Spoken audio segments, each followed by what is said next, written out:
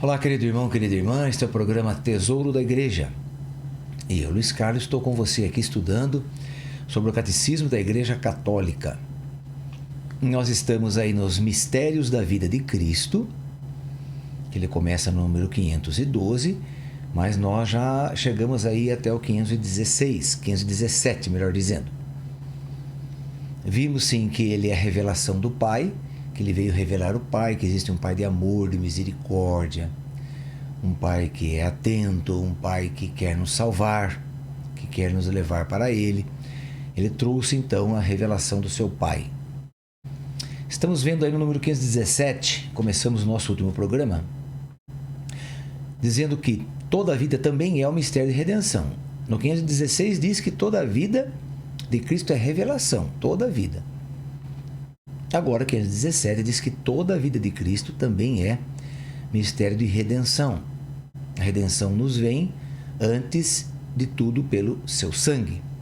Redenção que é uma compra, que é um livramento, né? O Senhor nos libertou do pecado original, da morte de Satanás. O Senhor nos comprou de Satanás, nos adquiriu a preço de sangue.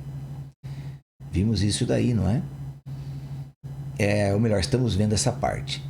Bem, a redenção, então, ela vem pelo sangue da cruz. Ok. Agora, este mistério do sangue da cruz de Cristo, da redenção, está em ação em toda a vida de Cristo. Por exemplo, na sua encarnação, pela qual, fazendo-se pobre, nos enriqueceu pela sua pobreza.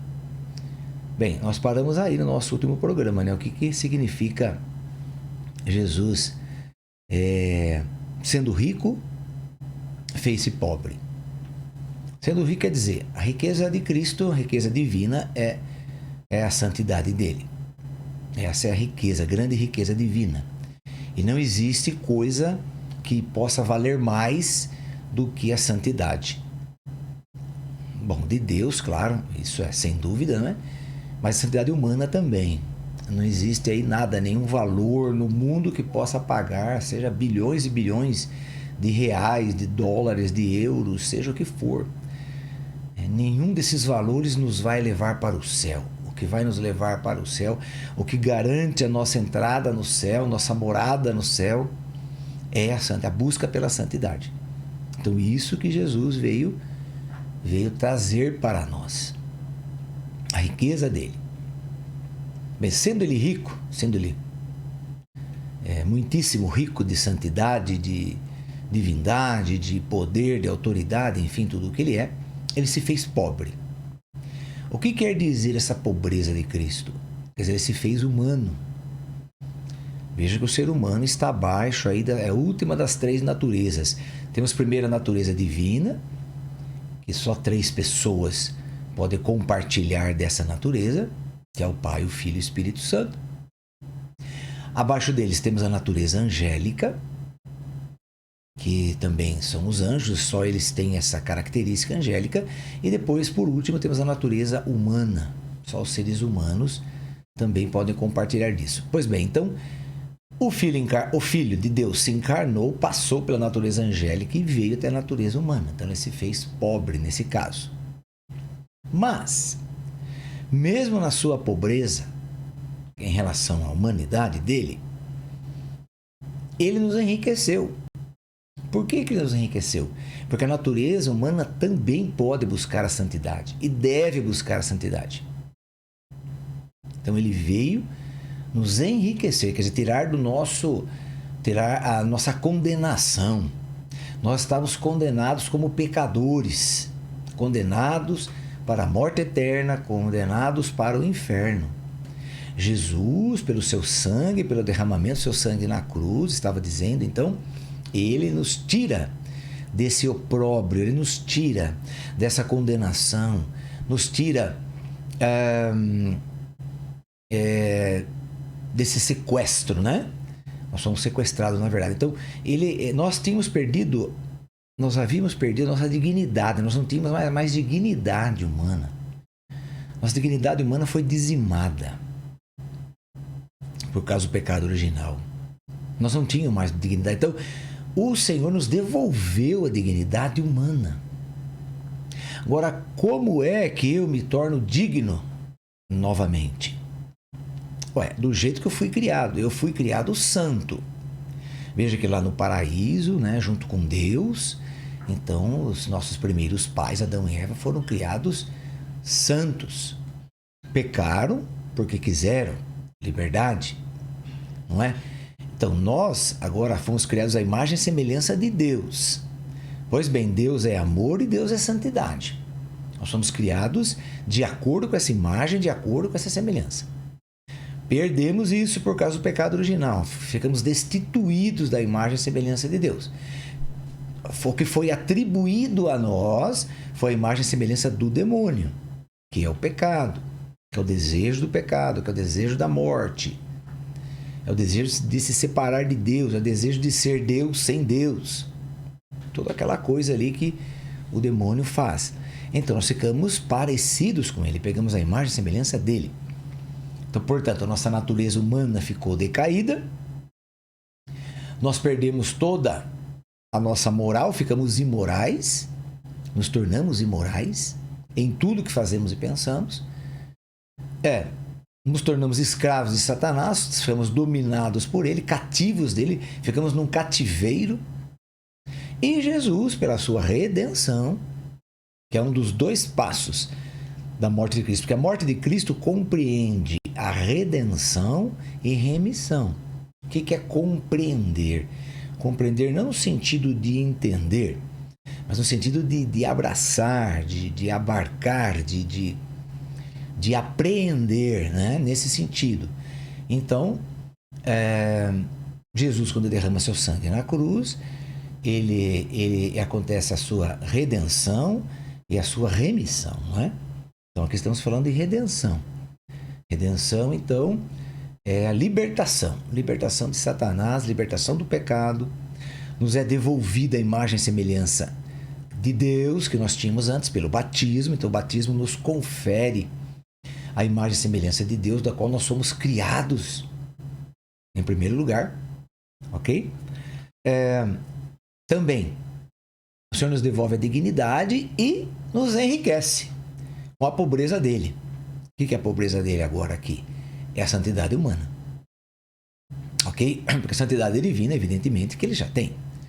Mas, como São Paulo diz em Filipenses 2, quando o Filho de Deus se encontrou em carne humana, ele não usou de sua igualdade com Deus. Isso é um dado teológico muitíssimo importante. Ele não usou de sua igualdade com Deus, quer dizer, ele não deixou de ser Deus, mas não usava do seu poder divino. Então, ele precisava que a sua humanidade fosse rica. Ou melhor dizendo, nos enriquecesse. A humanidade, ele se fez pobre, quer dizer, ele se fez pobre no sentido de se tornou humano. Nesse sentido, eu gostaria que você entendesse isso. Ele se fez pobre porque ele se tornou humano. Mas ele nos enriqueceu com essa pobreza dele, quer dizer, com a sua humanidade. De diversas formas. Cristo nos enriquece da sua humanidade de diversas formas. Primeiro, já falei da santidade. Depois, ele vai nos enriquecer pela palavra que ele veio pregar para nós. Palavra que sai da boca dele, que nos enriquece também. Depois de sua morte e ressurreição, ele nos dá seu corpo, sangue, alma e divindade na Eucaristia. Não existe alimento que possa valer mais do que esse. Mas e tal alimento aí, o filé mignon, por exemplo, a melhor carne que tem. Mas e aquelas alimentos caríssimos? Não. Viu? Isso aí não... Nada. Nem um dinheiro no mundo pode juntar todo o dinheiro do mundo inteiro, de todas as pessoas do mundo inteiro. Jamais esse montante de dinheiro, que possa ser bilhões e bilhões e trilhões de euros, de dólares, de reais, não consegue pagar uma única hóstia consagrada. Não consegue. O valor da Eucaristia é incomensurável. O que é algo incomensurável? que não se pode mensurar, que não se pode medir. Não se pode medir. Olhe para o céu, por exemplo. Você pode medir o céu? Você pode me dizer quantos quilômetros quadrados tem o céu? Não, nem o maior cientista do mundo pode dizer isso. Porque o céu é infinito. Assim também é a Eucaristia. Corpo, sangue, é uma divindade de Cristo que saiu da cruz, da dor de Cristo, do sangue de Cristo, da morte de Cristo. Quem que pode colocar valor nisso? Não existe valor. No seu batismo, por exemplo, quando você é batizado, Jesus te compra de Satanás. São Paulo vai dizer na carta aos Colossenses, capítulo 2, versículo 14 e seguintes. Ele vai dizer ali que Jesus te compra. Compra você a um preço muito caro, que é o preço do sangue dele. Então, a moeda de troca, quando Jesus vai comprar você de Satanás no seu batismo, ele tem que pagar um valor. A moeda de troca, então, não é real, não é euro, não é dólar, é sangue. Então, Jesus dá o sangue dele por você para Satanás. Satanás recebe o sangue de Cristo e te entrega para Cristo. Por quê? Porque o sacrifício de Cristo superou em muito qualquer atitude de Satanás. Então, Satanás não pode reclamar de receber o sangue de Jesus como pagamento. Por quê? Porque ele não tem como dizer, não, eu tenho um preço melhor. Eu tenho um preço maior do que isso. Não existe. Não existe. A morte de Cristo, que é o verdadeiro Deus que se encarnou, ela não tem preço. Ela não tem preço. São Paulo fala, Jesus pagou por você um alto preço. É um modo de São Paulo expressar, tudo bem, é um alto preço. Mas quão alto? Quanto alto? Não existe valor para isso. São Paulo, claro, ele quis dizer que não existe valor, então ele colocou nessa situação. Pagou um alto preço, mas eu pergunto a você, quanto alto? Aí que está, não existe. Não tem como medir isso. Então, quando Jesus apresenta o sangue dele para Satanás, Satanás não tem como recusar, como dizer, isso aqui não vale nada. Não tem. Ele não tem como se defender disso, contra-atacar. Não tem. Por quê? Porque, na verdade, o mistério da morte e o mistério de Cristo ficou muito bem escondido, né? O pai escondeu muito bem o que ia acontecer, né? Satanás jamais esperava que o sangue do verbo encarnado fosse pagar pela vida dos outros. Então aí está, redenção é isso. Redenção é pagamento. Nesse Colossenses 2 aí, como eu estava dizendo a você, ali está escrito que a partir do momento em que você é gerado no ventre da sua mãe, não a partir do momento que você nasce, não.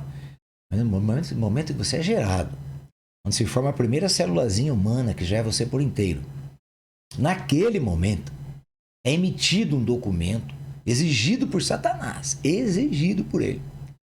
É emitido um documento. Vamos imaginar assim, vamos imaginar que no céu tem um cartório. Imagine lá você, como aqui no nosso mundo tem cartório, onde ficam registradas todas as posses, ficam registrados todos os casamentos, etc. Então vamos supor que lá no céu tem um cartório, para você entender legal. Então tem um cartório lá. Quando alguém é gerado, no mesmo instante que a pessoa é gerada, o Satanás vai lá no cartório do céu e exige um documento dizendo que aquela pessoa é dele. Porque ele que instigou a Eva e depois o Adão seguidamente, instigou ao pecado original. Então, na verdade, ele é o chefe aí do pecado original, vamos dizer assim. Já que ele instigou, as pessoas caíram na armadilha e ficaram presas nele. Aí todos os descendentes de Adão e Eva ficam presos com Satanás. Ficam então no cativeiro de Satanás. Então eu estava dizendo, é emitido um documento E o que está escrito nesse documento? Tem ali uma prescrição. Uma prescrição.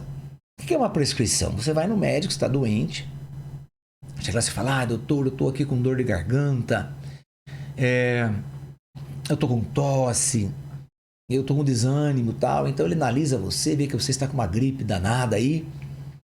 Então ele vai prescrever uma receita médica. Olha, você vai tomar isso aqui, ou essa injeção, ou esses comprimidos, enfim, tal. Aí se você fizer direitinho o que está escrito na prescrição médica, que é a receita, que nós chamamos de receita, né? Ok, mas é uma prescrição. Se você fizer direitinho o que está ali, você vai sarar. Porque são sintomas orgânicos, né? Sintomas do seu corpo, material que você tem, não é da sua alma, não é do seu espírito. Então é uma coisa da sua carne, então vai ser com remédios aí que vai ser tratado. Muito bem. Se você seguir direitinho o que está naquela receita médica, aquela prescrição. Então, esse documento lá de Colossenses 2, São Paulo explica isso. Eu estava dizendo que Satanás, quando você é gerado no ventre da sua mãe, gerado, primeira célulazinha, primeiro momento em que juntaram seus gametas masculino e feminino e formaram você, com seu DNA, com o DNA dos seus pais. Nesse momento, então Satanás vai no cartório lá do céu, como eu estava dizendo, e exige que seja emitido um documento no seu nome que você já é dele e que você já está fadado aí à morte eterna, que você tem que ir para o inferno junto com ele porque você é dele, por causa da nossa, aí vamos dizer assim, não é herança, né? Vamos explicar bem direitinho, que não é herança de Adão e Eva, não é herança. É um pecado contraído. Veja que não é um pecado. O pecado mortal não é um pecado adquirido, nem um pecado herdado, mas é um pecado contraído. Por que é contraído? Eu contraio ele porque eu sou ser humano. E Adão e Eva era ser humano. Então, como eles pecaram, então eu também sou ser humano. O pecado original, eu contraio o pecado original porque eu sou ser humano. Não é porque eu herdei de Adão e Eva, que eu adquiri. Não. É por causa da minha natureza humana.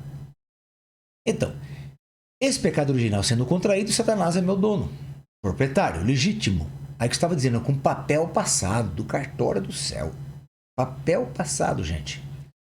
Aí vai dizer São Paulo, lá em Colossenses 2. Tudo isso você pode encontrar lá em Colossenses 2. Vai dizer lá que nesse documento que tinham prescrições, quer dizer, o que estava escrito ali, como o seu médico faz a receita lá para você, mas ali está escrito, não que você vai sarar tomando remédio X ou injeção Y, não. O que está escrito ali naquele documento é que você vai para a morte eterna, junto com o demônio, junto com Satanás, e vai para o inferno junto com ele. Porque ele está fadado já ao inferno, né? Jesus já venceu Satanás, só não prendeu ainda o tal do bandido Satanás, mas já está condenado, já está julgado, diz a palavra de Deus, diz o catecismo da Igreja Católica, que ele está julgado, condenado, mas não está preso, ainda está livre, aprontando as deles por aí, tentando seduzir as pessoas. Mas vamos falar do documento que eu estava falando aí. Então, nesse documento está escrito isso aí, que você vai para o inferno, para a morte eterna junto com Satanás. Muito bem, esse documento está na mão do diabo, até a pessoa ser batizada. Por isso que a igreja insiste em batizar logo as crianças. Deu uma semana, 8 dias, já batiza a criança. Por quê? Porque o sangue de Cristo, não, aí que entra o trunfo. O trunfo que Deus tem escondido de Satanás. Aí que está. É um mistério que o Pai tem escondido. Na ocasião do batismo, você é lavado no sangue do Cordeiro, no sangue de Cristo. O sangue de Cristo derramado na cruz. Ah, mas o sangue de Cristo foi derramado na cruz há 2000 e tantos anos atrás. Não. De jeito nenhum. O sacrifício de Cristo é eterno. Por quê? Porque Cristo é verdadeiro homem e verdadeiro Deus. Se ele é verdadeiro Deus, ele é eterno. Ele não tem começo, não tem meio, não tem fim. Então, tudo que ele faz como Deus e como homem, depois de encarnado. Então, se ele morreu na cruz, ele morreu como Deus e como homem. Se ele morresse só como homem, ele não conseguiria, o sangue dele derramado não conseguiria atingir-nos, nós que viemos muitos anos depois. Mas, como ele morre como Deus, o sacrifício dele está fora do tempo, embora tenha acontecido em tal dia, mas como homem aconteceu em tal dia, mas como Deus, ele está fora do tempo, chama-se atemporal. Fora do tempo. Então o sacrifício dele, já que ele morre como Deus e Deus é eterno, então o sacrifício dele se torna um sacrifício eterno. Por isso que ele pode salvar todas as pessoas que vieram antes dele, antes de Cristo se encarnar. Melhor, antes do verbo se encarnar e se tornar Cristo, né? Antes do Filho de Deus vir ao mundo. Então o sangue dele pode remir todas aquelas pessoas e pode remir também depois todos que virão após ele, que é o nosso caso, meu e seu. Então, aí está.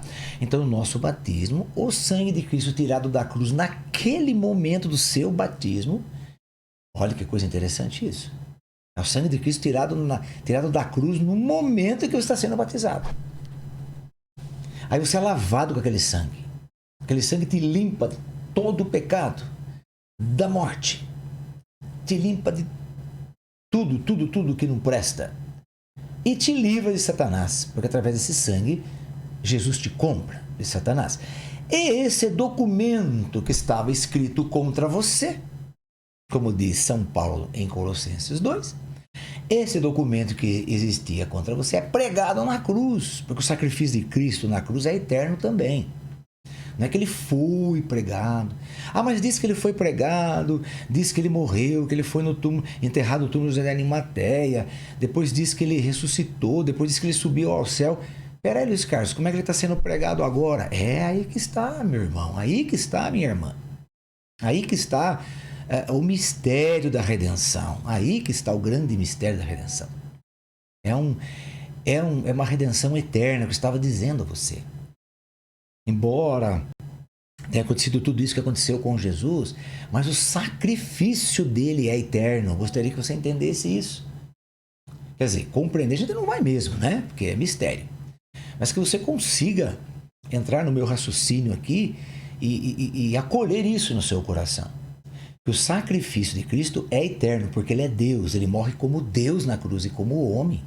Não só como homem, não só como Deus. Morre como Deus e como homem, então o sacrifício é eterno. Se é eterno, está fora do tempo. Ele entra no tempo a hora que ele quer. Porque ele está fora do tempo. O tempo não destrói o sacrifício de Cristo.